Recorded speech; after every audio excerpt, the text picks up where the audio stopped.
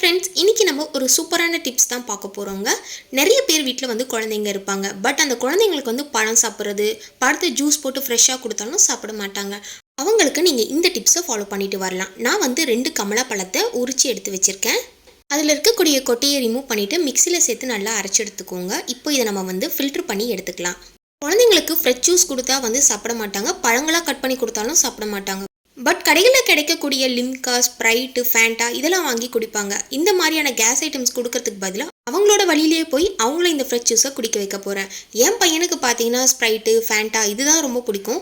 Juice பாட்டிலை வந்து நல்லா வாஷ் பண்ணிவிட்டு இதில் வந்து ஆரஞ்சு ஜூஸை வந்து ஃபில் பண்ணிக்கலாம். ஸோ இதை எடுத்துகிட்டு போய் கொடுத்தோன்னா அவன் வந்து ஃபேண்டா நினச்சி குடிச்சிருவாரு.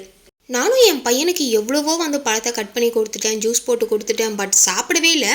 இது மாதிரி பண்ணி கொடுத்த உடனே ரொம்ப நல்லா இருக்குமான்னு சொல்லிட்டு ஃபுல்லாக குடிச்சிட்டாரு. இந்த வீடியோ பிடிச்சிருந்தா நம்ம சேனலை சப்ஸ்கிரைப் பண்ணிவிடுங்க. தேங்க்யூ.